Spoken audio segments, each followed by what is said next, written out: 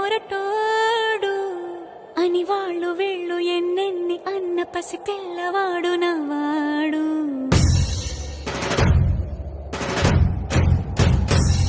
విడుముండోడు అని ఊరు వాడ అనుకున్న గాని మహారాజు నాకు నవ్వాడు.